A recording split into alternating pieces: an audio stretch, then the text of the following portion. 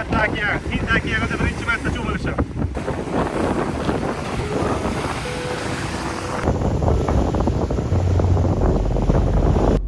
Janubiy-sharqiy Osiyoda joylashgan Malayziya davlati. Agar mamlakat ichidan qarasangiz, eng yaqin qo'shnilarga unchalik o'xshamaydi. Ammo ishonch bilan aytishim mumkinki, bu juda boy, osoyishta va xavfsiz mamlakat bo'lib, unda sayyoh albatta ko'rish uchun biror narsa topiladi. Malayziyani Kuala Lumpurdamiz. Bu yerda hozir mana Petronas Tower'ga chiqdim. Petronas Tower, ya'ni ko'pchilik bilsa kerak. Bilmaganlarga bir kichkinagina ma'lumot. 1998-yil, 2013-yillarda, to'g'rirog'i 1998-2003-yillar atrofida dunyodagi eng baland bino hisoblangan. Undan keyin qurilishlar ko'p bo'ldi. Bugungi kungacha Bliznyets, ya'ni egizak eng baland bino bo'yicha baribir dunyoda birinchilikni saqlab qolgan. 3 million yildan beri qad rostlab turgan Batu g'orlarini ziyorat qilish haqiqatdan ham unutilmas tajriba bo'ldi. Zinapoyalarning jonli ranglari shaxsan yanada ta'sirchan etdi. G'orlar ichidagi muhit ham tinch, ham hayrat uyg'otardi. O'rtada maymunlar xalaqit qildi. Agar maymunlar bo'lmaganda zinani sanog'idan adashib ketmagan bo'lardim. Zinani sanog'idan adashib ketdi. Ancha 300 ta bo'lsa kerak. 3 million yillik g'or bor deydi. Bu yerda 6 million yil ilgari dinozavrlar yashagan ekan. 3 million yil oldin bu yerda aniqlangan yoshi deyilyapti. Hozir mana shu g'orga kiramiz. Ya'ni bu g'or nomi Batu deb atalar ekan.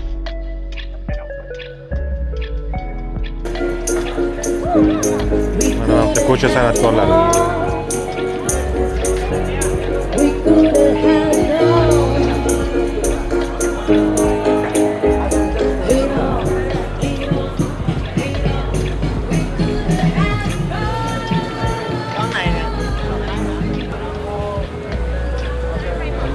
Bizda mana Chorsu ovqat bozori bor-ku. O'sha Chorsu ovqat bozorini bilmayman necha barobar katta desa bo'ladi. Bularni shunaqa ovqat bozori ekan bu. Chunki bu yerda yo'q ovqatni o'zi yo'q. Hozircha biz qayerga kirib ovqatlanish qidiryapmiz. Yaxshiroq joy topsak agar o'shaqa kirib hozir ovqatlanib olamiz.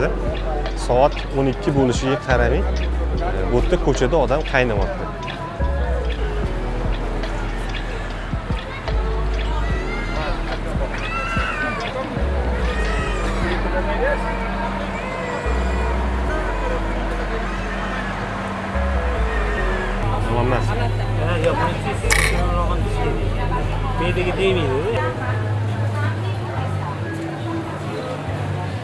Zo'r. O'ylaganimdan ham zo'r ekan. Haqiqatan. Mazasi zo'r ekan lekin borku. Xo'p, mehmonxonaga keldik. 18-etajdan to'g'ri keldim ham nomerim. Hozir sekin 18-etajdagi 18 nomerga kiramiz.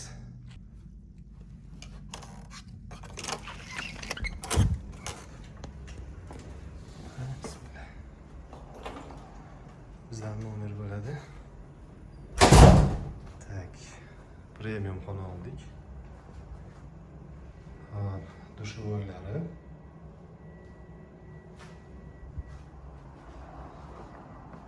Tak, olmaz.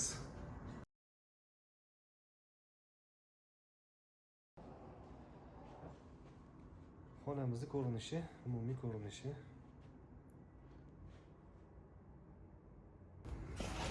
Bu yoqda qanaqa ekan ko'rinishimiz? Shahar ko'rinishi.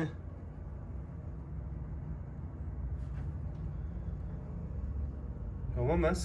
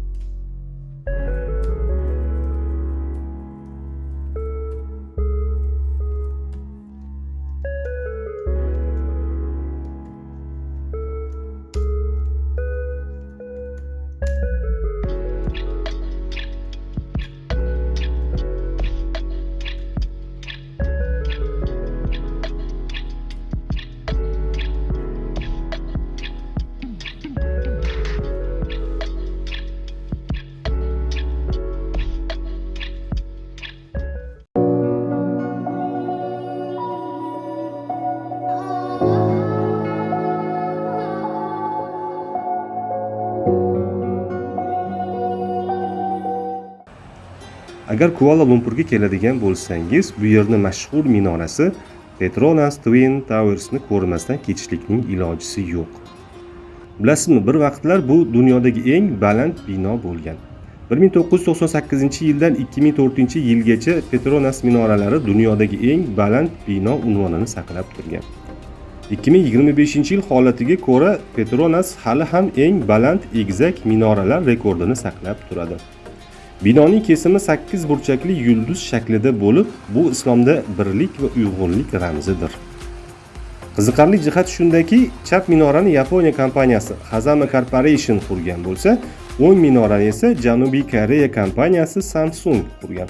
Ular orasida kim birinchi tugatadi degan sog'lom raqobat bo'lgan. Gollivud kinokompaniyalari ham bu binodan juda ham ko'plab foydalanishgan. Ayniqsa eng mashhur filmlardan biri Entrapment 1999-yil suratda Katrina Zeta-Jones va Sean Connery Petronas minoralarining ko'prigidan o'tish sahnasini suratga olishgan. I promise you, you'll have it all. This is big enough, Ned. It's never big enough.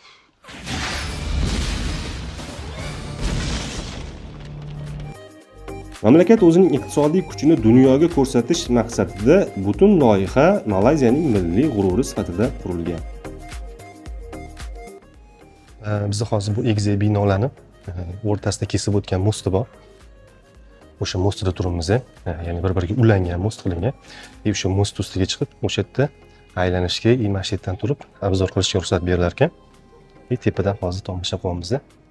Haqiqatdan juda ham hayratlanarli darajada bir chiroyli qurilgan.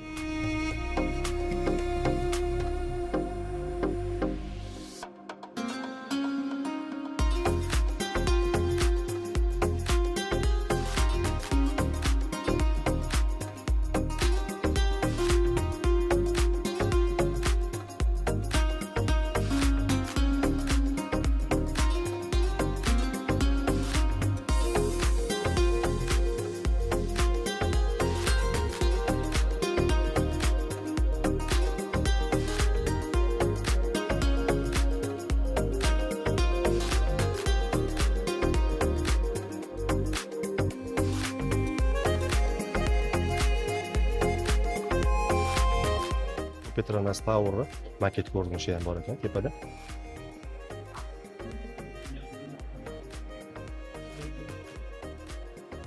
Ichkaridan turib, mana bu shahar ko'rinishidan maket hisoblanadi.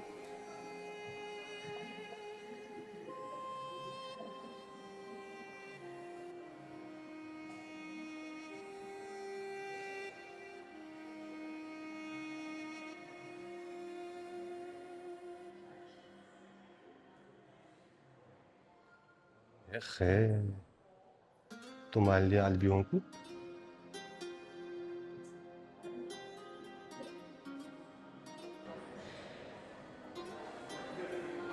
Ben o'yladim hozir mana o'rtasidagi mostda yurganimizda balandligi unchalik baland emas ekan degan fikrga borib qoldim, lekin unaqa emas edi. Hozir uchiga chiqdik mashinaning.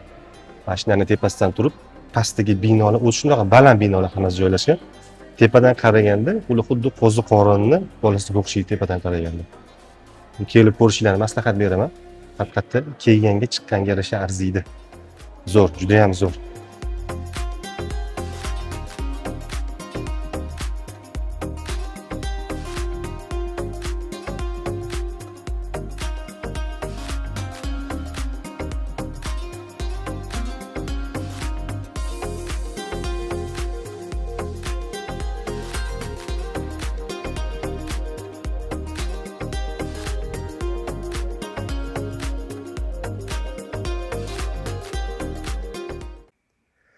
Sayohatimiz davomida o'zini Tina deb tanishtirgan qirg'izistonlik talaba qiz bilan ham suhbat qurishga ulgurdik. Окей, меня зовут Тина Тин, я с Кыргызстана, мне 23 года, и я нахожусь в Малайзии уже 3 года. Я в 19 выехала за границу впервые, попала в Германию по программе Work and Travel, и потом поехала по той же программе обратно в Европу, откуда я решила то, что не хочу оставаться учиться в Кыргызстане, меня тянет еще больше, и я хотела учиться за границей. И тогда я узнала про программу 2+2 в Малайзии. Это 2 года в Малайзии, 2 года в Америке американским дипломом. Я сюда приехала. И через какое-то время мне Малайзия настолько понравилась, то, что я сказала, давайте я здесь останусь, и университет предоставляет такую программу, где вы 1 год foundation подготовительный, 4 года в Малайзии учитесь, и при окончании университета вам выдают американский диплом. В данное время я учусь на 2-м курсе, заканчиваю 2-й курс бизнес-администрация в моем университете. Здесь какая жизнь вообще-то? Как учиться? Тяжело? Учеба может быть сложнее из-за проблем с языком, понимаете, языкового барьера. Какой у них язык здесь? Здесь, так как традиционно 4 языка, китайский, малазийский, индийский, английский, но образование они дают либо на малазийском, либо на английском. И, конечно же, я взяла на английском языке. В целом, языком у меня там сильных проблем нету, но все же это притормаживает. Как бы, если человек, который изначально говорит на английском, он может с первого раза понять, мне тот же текст придется там перечитать 2, либо 3 раза, чтобы суть всего это понять. В этом только может быть сложность получения образования. А в целом образование, как бы оно само по себе не тяжелое, если у вас есть желание учиться. Образование в Малайзии очень хорошее в плане того, что здесь очень много партнерских университетов, которые предоставляют австралийские дипломы, английские дипломы, это прям с Англии, малайзийский диплом обычный, да, местный диплом и американский диплом. Партнерские программы еще есть, которые отправляют, вы здесь учитесь 1 год, потом на 2 года в Германию могут, либо в Англию могут отправить, в Австралию могут отправить, либо полностью можно отучиться здесь и получить диплом. Цены, конечно, не скажу то, что дешевые либо дорогие, намного дешевле, чем в Европе и в Америке. Это варьируется, малайзийские программы там 1500–2500 тысячи, а с international дипломом, это двойным дипломом, это начинается от $5000 до 40–50 тысяч долларов в год. Год, да? И Год. сколько год здесь учатся? 4-5, как?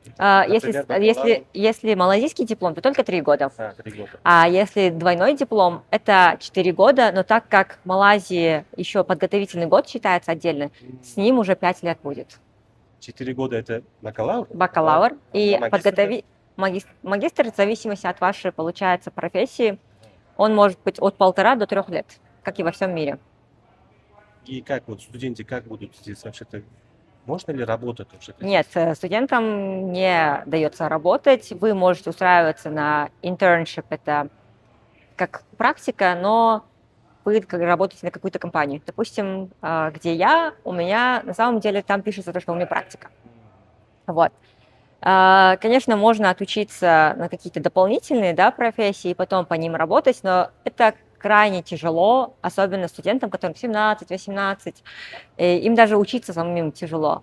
А совмещать, допустим, так как я не сразу приехала в 17 лет, да, я сюда приехала 20 года, ближе к 21, да, у меня осознанная прям цель была, то, что я вот так-то, мне надо это, и как бы я конкретно, у меня такой таймтейбл, очень, скажем, я утром в 8 ухожу, ночью в 11 прихожу. Вот, и не все готовы к этому на самом деле. Кто-то предпочитает просто учиться, им там немножко легче будет 8 до 2 часов дня учатся, и потом остальное время могут там готовиться, тусоваться. И так как здесь нету бюджета в целом, образование полностью на платной основе, конечно, если у вас финансовые проблемы, я вам не советую. А если именно хотите на стипендию и так далее, то рекомендация это тот же Польша, Италия, Турция, Корея, Америка. Но для этого нужен хороший GPA, это аттестат баллы хороших, очень хороший английский и дополнительные, так скажем, extracurricular называется это, когда вы там волонтерите и так далее, вы должны показать себя. Нет. Зарплата какой у них? Средняя зарплата малазийцев составляет 800–1500 долларов. Но это такая средняя. Есть люди, которые намного больше получают. На самом деле на человека я трачу в месяц где-то $600 на себя. Это в среднем, да? Да, я могу себе позволить там покушать там в ресторанчике, за квартиру плачу. У меня в квартире имеется в виду в комплексе есть и зал включенный, и бассейн включенный и так далее. Я за квартиру, не за квартиру обманываю. за комнату плачу 10 квадратных метров $280. Не очень дорого, да, оказывается? Да, не настолько дорого за комнату. Ну, вообще-то здесь какой климат какой? Климат? Или вообще-то адаптироваться? Климат первое время из-за влажности может быть тяжело кому-то, да? А так после адаптации тут приятно круглый год одинаковая погода. 30-33 градуса, тепло. Но у меня был такой случай, не подскажу, какой страны, студент приехал, и у него была аллергия на солнце. Таким людям, конечно, не советую, потому что круглый год солнца. Например, вот уже вы заканчиваете, да, университет? Через 1,5 года, да. А потом Потом? что будете делать? Здесь будете работать или куда-то хотите идти? На самом деле, так как я в туризме сейчас работаю, да, уже более 2 лет, у меня какой-то опыт есть определенный, и после окончания, после диплома я могу здесь открыть компанию, туркомпанию на самом деле. Здесь, да? Да, но все же, если туркомпанию у меня не получится, либо получится, я смогу сделать удаленную работу, да, саму, хочу еще на магистратуру податься тоже в азиатские страны, либо в Корею, либо в Китай, так как я сейчас учу китайский язык. А как здесь вид на жительство какой будет? Вид на жительство вы здесь не получите. Не Его получите, да? очень сложно и очень-очень сложно, почти, можно сказать, А вот невозможно. какой виза сейчас получается? У меня студенческая. Студентская? Да. Это просто дают, легко дают? Да, легко дают, Легко, так как да? контракт На легко год дают. или Каждый год надо обновлять визу. Да. Да. И студентам, если вы заканчиваете университет, вам дополнительно 1 год дадут, чтобы вы нашли работу. Как будете рекомендовать студентам? Прийти ли сюда? Или прийти на Европу, или в Америку, или Канаду, или в Италию? Сейчас вот рекламируют же везде. Мгм. Какой у вас будет? Я подавалась и в Турцию, и в Студент. Италию подавалась какое-то время, да, свое. Вот. И я скажу то, что у меня есть друзья, учатся по всему миру. И смотрите, сейчас тенденция образования, раньше, лет 20 назад, это Европа, Америка было это круто, серьезно, да. Сейчас медленно, но верно вот это shift идет, они все перекочевываются в Сингапур, Китай, Корея, Малайзия, вот эти страны, потому что они развивающие страны, у них будущее за ними. Европа, они, да, были крутыми, но у них сейчас рост, он даже если есть, он небольшой. Они даже такой, уже деградация идет в какой-то степени. А азиатские страны, они наоборот развиваются, за ними будущее. И последний почти вопрос у меня был. Мигранты вот, из Азии здесь много или мало? Экспатов, Да. мигранты у нас чуть-чуть такой негативный оттенок Которые остался для в СНГ работы странах, да. приезжают? А есть экспаты. Экспаты это люди, которые востребованы в своей сфере, да, они востребованы во всем мире. И у меня очень много знакомых, больше русских, так как у меня коллеги русские и так далее, да. У меня подруги, муж работает в сфере нефти, у одной в сфере инвестиций работает, одна подруга моя сама работает в банке. Как бы, так как они уже профессионалы в своей сфере, им уже под 40, они уже в возрасте. А если вы молодой, как бы... Молодой, который да, не у вас имеет нету. диплома, там нету у него специальный какой-то. Нет, без Да. образования приезжать в Малайзию, просто не учиться, а просто работать. К сожалению, нету таких путей, и да, и не советую, если вы найдете. Понятно. Очень дружелюбные в плане того, что любая религия, неважно, вы мусульманин, классно, атеист, круто, одежда у вас покрытая, к вам относятся очень уважительно. Не подкрытая, открытая, тоже уважительно относятся. Никто очень безопасно в плане... Безопасность очень безопасна. Я 2 часа ночи в шортах, топе могу выйти за десертом, потому что бывает такое, вечером хочется. И меня не просто не трогают, на меня даже не смотрят. Я могу смело гулять, выходить, и ко мне не подойдут. У них законы жесткие или просто люди такие? Люди больше осознанные. Созданные, да? наверное, Да. Да. Это убийство или какое-то крупное там ограбление, что ли, я не знаю. Нет, такого тоже не в Малайзии происходит. есть? Очень Нету, редко да? происходит. Конечно, редко какие-то случаи бывают, да, но это настолько редко, то, что иностранцам совсем не относятся. Вот. Так что я Малайзию очень люблю. Tina bizga intervyuga vaqt ajratganligi uchun juda ham xursand bo'ldim. O'zbek talabalarni ham topib, ular bilan intervyu olmoqchi bo'ldim. Afsuski, vaqtim kamligi uchun ulgurmadim.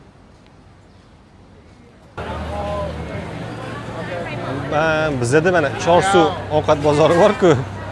O'sha Chorsu ovqat bozorini bilmayman necha barobar katta desa bo'ladi. Endi bularni shunaqa ovqat bozori ekan bu.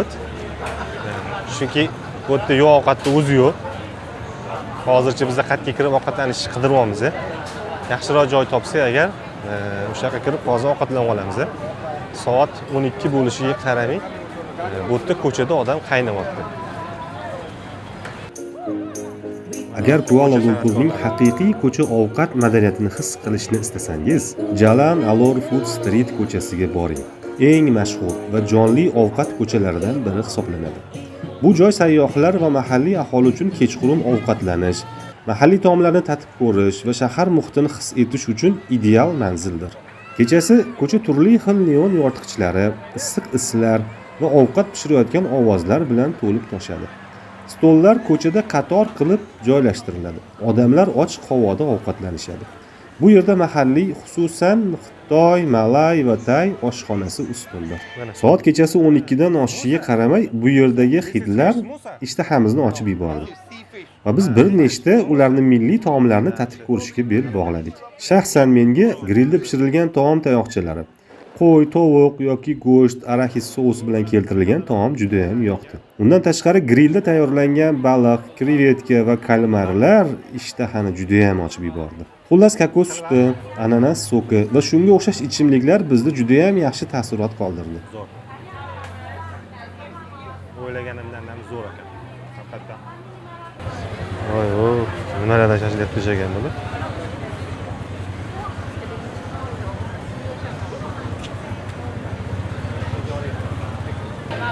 Toza Malayziyaning ko'cha ovqatlarini yegani keldik.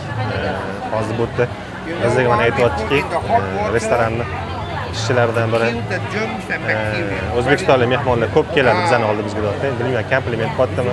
Har holda yuzimizdan ko'rinishdan sira o'zi beradi dedi. Ko'ramiz qani, bularni ham taomlardan totib ko'ramiz. Mana hozir mango oldik.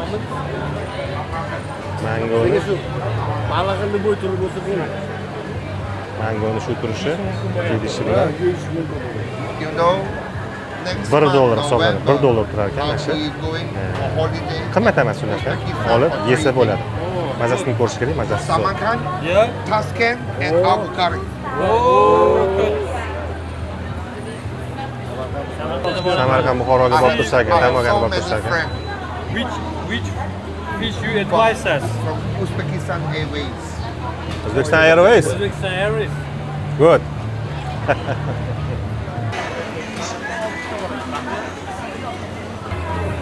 Qanaqadir salat olib kelishdi. Salat oti nima ekanmi?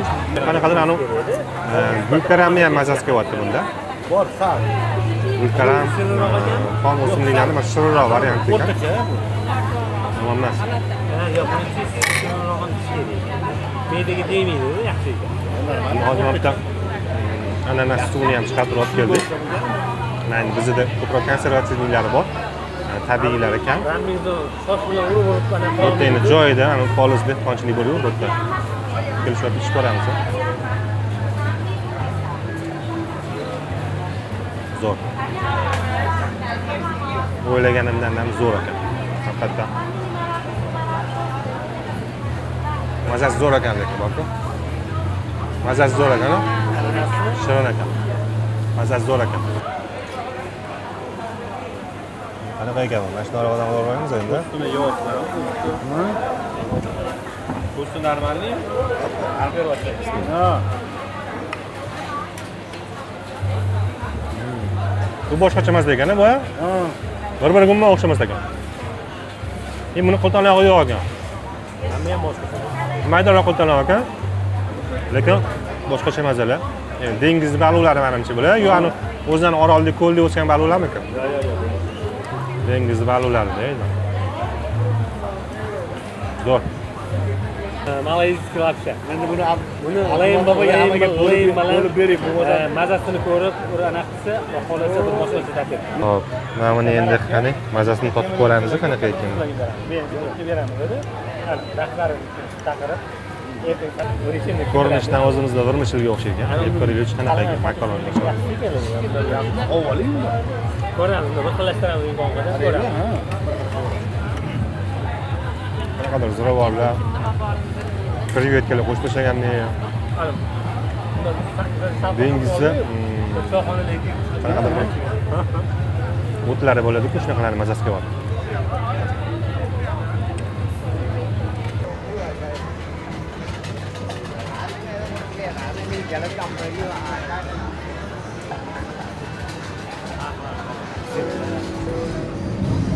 Bugungi ishimizni ertalabki nonushtadan boshlaymiz. Xudo xolasa yaxshi nonushta qolganimizdan keyin reja deydik, kun bo'yi rejadagi ishlarimiz bor. Ana o'shalarga kirishamiz. Yoqimli ishlar.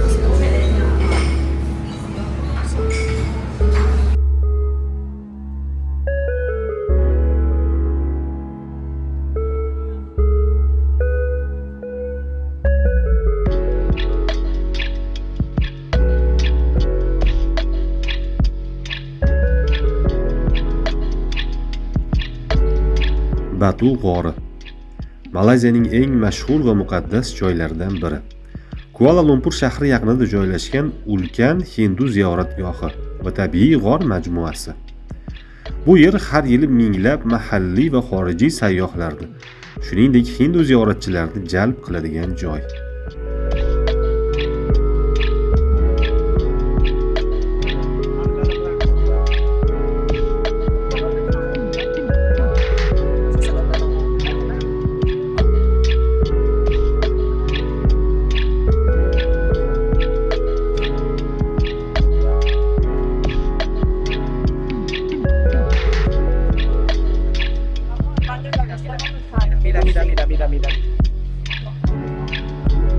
Xo'p, 300 ta zina deyishdi. G'orga chiqish oson emas ekan. Bo'lmasa zinani sanashni boshladik. Haqiqatda 300 ta chiqadimi, yo'qmi? Ko'ramiz.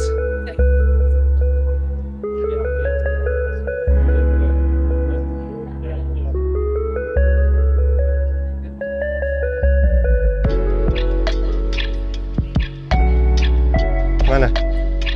Birinchi maymunni oldida netga bo'lsin. Hozircha zinani 3 dan biriga chiqdik. Bu yerda maymunlar ko'p ekan. Maymunni oldida mana. Lekin bularga teg bo'lmaydi ishda. Tashlab qolish mumkin ekan. Odamlar suv beryapti. Voy, soatning kattasini qilishyapti. Молодцы. Biz ham suv berardik-ku endi. O'zimizning suvimiz kamroq.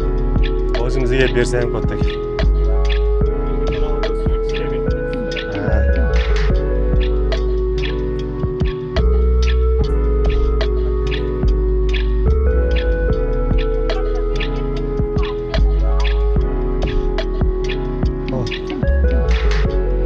Finish.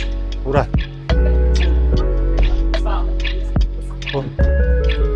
To'g'risi, o'rtada maymunlar xalaqit qildi. Agar maymunlar bo'lmaganda zinani sanog'idan tashib ketmagan bo'lardim. Zinani sanog'idan tashib ketdi. Menimcha 300 ta bo'lsa kerak. Lekin odamlar dabdalashib qoldi tepaga chiqquncha. Chunki juda tik katta ekan.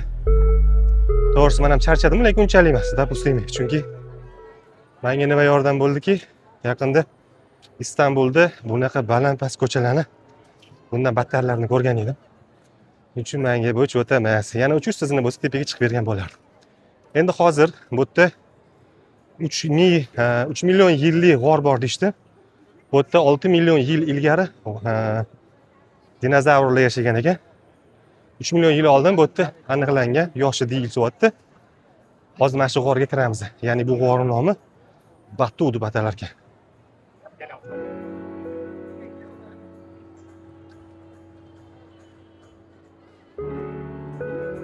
Shu g'orga yetib keldik. Sekin mana shu g'orga tushishni boshlaymiz. Fantastika. Bu ham Allohning qudrati. Shunchalik shu holatda saqlab kelinganini o'zi katta gap.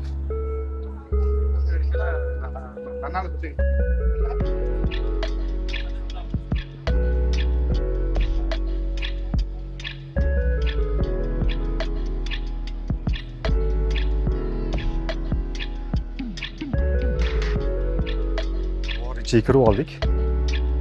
G'or markaziga keldim hozir. Bu yerda men o'ylagan edim, muzdek havo bo'lsa kerak deb o'ylagan edim. Lekin namlik juda yuqori.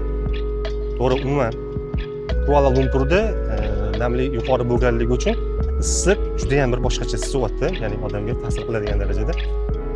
Qon bosimi bor odamlarga menimcha ozgina og'irlik qilsa kerak buning ichi.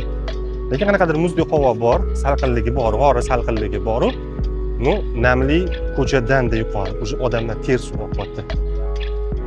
Lekin g'or haqiqatdan ajablanarli tarzda. Men bilmayman hozir kamera orqali qanchalik yoritib bera olaman. No, agar o'zingizlar kirib ko'radigan bo'lsanglar, bu g'or balandligi ham juda baland, dumaloq, umuman ob'yom katta. Ichini shaharcha qilib olishdi, ya'ni bozor oldi sotdilarni qo'yib tashashgan. Umuman olib qaraganda 3 million yillik g'or uchun juda noyob.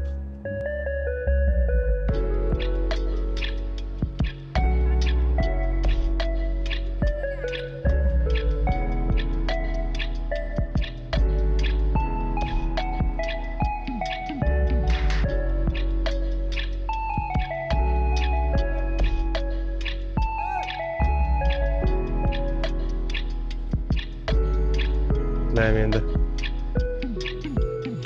naqadar ibodatxona bo'lgan. Hindularning ibodatxonasi bo'lgan ekan asosan. Keyinchalik ibodatxona qilib olishgan o'zligi. Lekin g'or juda eski g'or. Mana necha yillar davomida bu yerda hindular o'z uchun ibodatxona sifatida bu g'ordan foydalanishgan. Chunki tayyor bino, tayyor inshoot Allohning o'zi qurib qo'yibdi. Hech narsa qurish shart emas. Bo'tki taxtadan uychalar yasab, bu yerda yashab, ibodatini qilib yurgan xalq bo'lgan.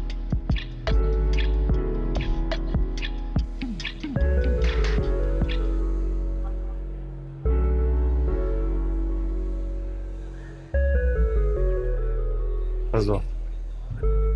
O'ta yong'in xavfsizligiga instruktaj o'tishganmi?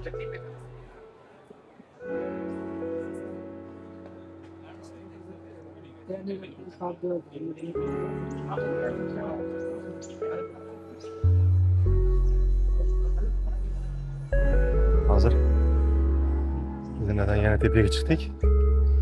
Bularni ibodat qiladigan haykalchalari shu yerda. Asosiylar mana hozir kirib musiqa sadolari ostida mana hozir bu hindlarga teggan kasallik shakilli zinani tepasiga chiqib olib ibodatxona qurib olishadi-ku o'zligiga. Bu yerda ham xuddi shunaqa narsa. Mana hozir hindlar kirib olib ichkarida ibodat marosimlarini karnay surnay navolar ostida amalga oshirishyapti. Kuzatamiz. Mana endi bularni ishongan ekan bu. Biz kiramiz dedik, bu yerga faqat ishonganlar kiradi deyishdi. Endi, конечно, biz bunaqa narsalarga ishonmaymiz. Lekin ular uchun muqaddas hisoblanadi. Lekin yaxshi yomon emas, kirib ko'rsa bo'ladigan, tarix uchun, qiziqish uchun albatta tomosha qilib chiqib ketadigan joy. Lekin hammasidan ham eng zo'ri biz endi bularni kirishdan ko'rganimiz chiqqanimiz yo'q. Umuman g'orni ko'rishga chiqdik, chunki bu juda necha million yil avval topilgan g'or bo'ti. Bu g'or ichida dinozavrlar yashashgan, chunki dinozavr suyaklari topilgan ekan bu yerda. O'sha g'orni tomosha qilgani chiqdik selam. Nima deyman? Maslahat beraman chiqishinglarni faqat, chunki juda ham go'zal, juda ham chiroyli. Allohning yaratganlariga faqatgina ko'rib, nima deyman? Bahramand bo'lishingiz mumkin, ajablanishinglar aniq. Chiqishinglarni maslahat beraman. To'g'ri, lekin zinasi juda yuqori. Tayyor bo'lib kelinglar. Oyog'ingizga ishlovlar berib kuzatishda davom etamiz.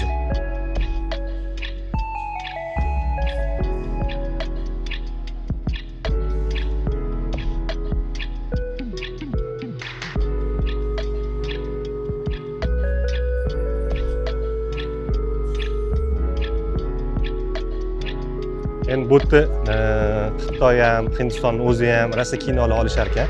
Kino syomka qiladigan joylar ekan, chunki ibodatxonani zinalarini ham ana kinolarda ko'rganinglarda rosa charchatadigan zinalar. Tepadan suvlar tushib turibdi. Endi bu suvlar nima suvlar bilmadim. Chunki tepada maymunlar ham ko'p ekan, ishqilib ustimizda maymunlar dabdalab ketmagan bo'lsa.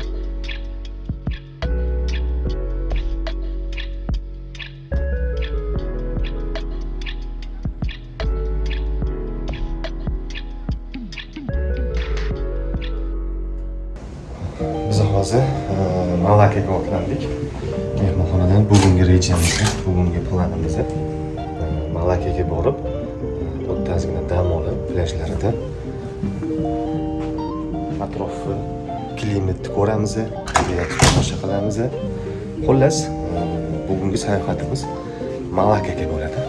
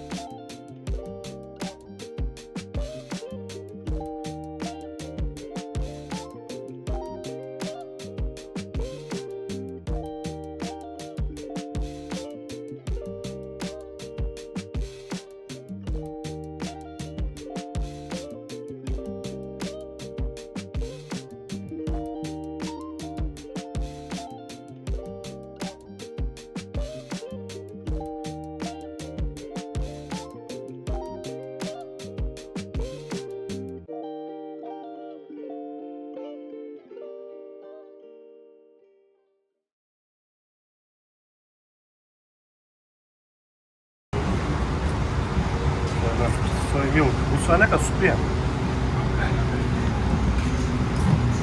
Asosan sut mahsulotlari, ayron, kokos, palma, mana bu nima? Okara doti, okaralangan. Hali bizni bilmagan, bizlarni o'rganmagan narsalarimiz bor. Har xil mevalarda mana nimalardir bor, endi olib chiqgan qo'rqadi odam, organizm ta'sir. Uni adaptatsiya qilib olish kerak.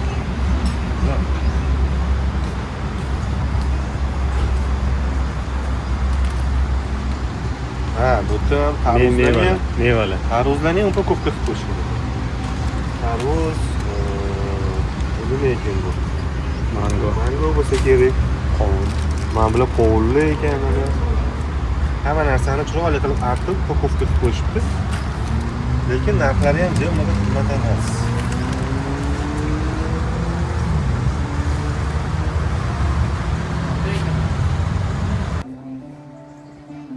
Malakka Janubiy Sharqiy Osiyodagi eng muhim tarixiy shahar va sultonliklardan biridir. U Malayziyaga islom dini kirib kelishida, siyosiy birlik va madaniyat shakllanishida markaziy o'rin tutgan. Malakka Malay yarim orolining g'arbiy qirg'og'ida, Malakka bo'g'ozi sohilida joylashgan. Bu joy qadimdan Xitoy va Hindiston orasidagi dengiz savdo yo'lini markazi bo'lgan. Shu sababli u xalqaro savdogarlar, arablar, hindlar, xitoyliklar, forslar va malaylar uchrashadigan joyga aylangan. Taxminan 1400-yillarda Paramesvara ismli mahalliy hukmdor Srivijaya davlatining sobiq knyazlaridan biri sifatida bu yerga kelib qoladi. U Malakkani yangi shahar sifatida barpo etadi. Keyinchalik u islomni qabul qilib, Iskandar shoh deb nom oladi. Shu bilan Malakka sultonligi paydo bo'ladi.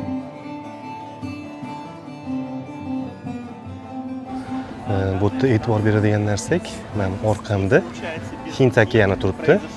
Agar ko'rinayotgan bo'lsa, Hind okeani oqib o'tgan Malakkani. Shundan bahridan yonidan oqib o'tgan ekan, naryot tarafi Indoneziya hisoblanadi. Ya'ni ham chegara vazifasini ham bajarar ekan.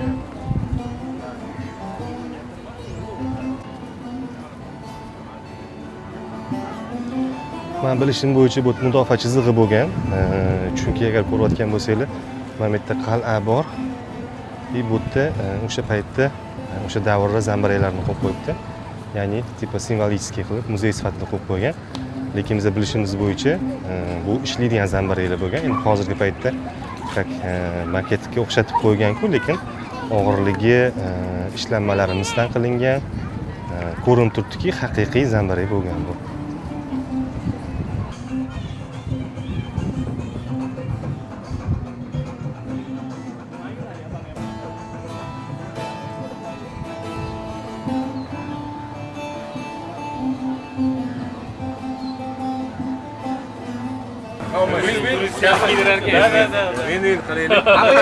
Balla. Ya oshursin? Da, bittadan. Protsess qarang, как он изготавливает. Wow. Hey. Ya yaxshi o'rgatilgan. Bu spesial обученный mutaxassisimiz, da. Siz o'qiganmisiz? Men o'qib keladilar, o'quv treninglarda qatnashib turadilar. Yilda bir marta. Lekin gigiyena rioya qilmasa. Ha, agar hozir qilmasalar. Necha kizib qo'yinglar bularga. Да. О. Ну-ка, попробуем. Попробуйте ko'ringlar. Endi bizning tarvuzga o'xshaydimi, o'xshamaydi? Bismillah. Zo'r. Hozir tarvuzni so'kini olyapmiz biz. Lekin tarvuzni o'zini mazasi zo'r ekan lekin. Shunga hozir bizda 10 ringgitdan tushdimi?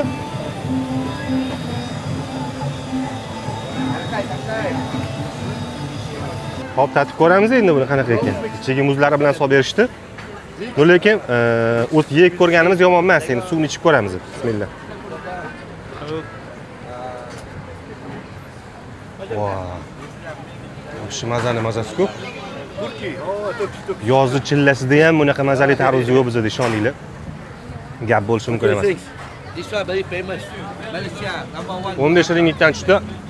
Leta $3.5 atrofida aylanadi. Ketdik. Thank you. Hop, Malakadamiz, yo'lolaki taomlangani kirdik, qorin to'yg'izgani kirdik. Ya'ni bularning milliy taomlarini ko'ramiz agar bizga to'g'ri keladigan bo'lsa, buyurtma qilamiz. Bo'lmasa o'zimiz ham taomlarni qidiramiz-da endi. Lekin landshaft zo'r.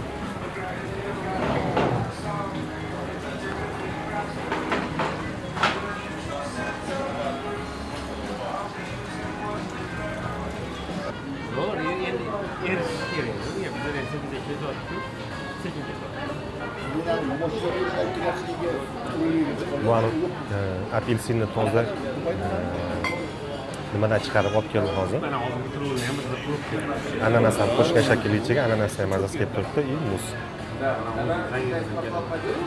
Maza.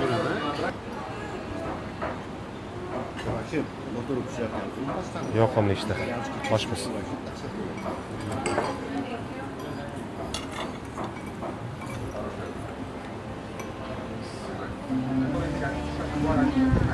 Ana Bruce Lee'ning kinosi bor-ku, Ostrov Drakona. O'shanga o'xshaydi. Karabilda kelib kichkina lotikaga o'tkazib yuboradi-da, ostrovga haydab boradi. O'sha kino esimga tushib ketdi. Shunaqa joyga o'xshaydi, qanaqadir bir fayzli joylar. Orada bunaqa bir chiroyligina qilib daryochalar qilib qo'yishgan ekan. Klassika.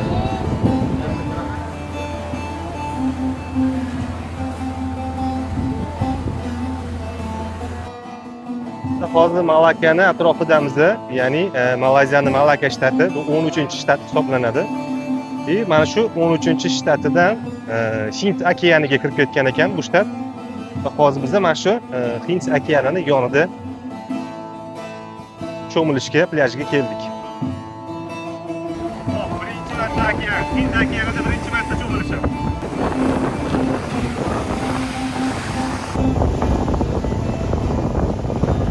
Malayziyaga bo'lgan safarim oxirlab qoldi. Botda bilganlarim, ko'rgan kechirganlarim, sarguzashtlarim hammasini sizlar bilan o'rtoqlashishga harakat qildim. Sizlarga ko'rsatishga harakat qildim. Agar kamchiliklar bo'lsa, borilishi kerak bo'ladigan joylar bo'lsa, yana kommentariyalarda izoh qoldirishinglar mumkin.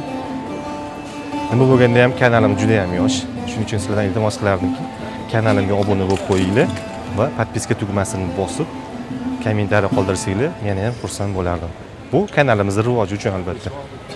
Endi xudo xolasa, niyatlarimizni keyingi davlatlarni ham ko'rish, boshqa davlatlarda ham qiziqarli ma'lumotlarni sizlar bilan birga ulashish albatta.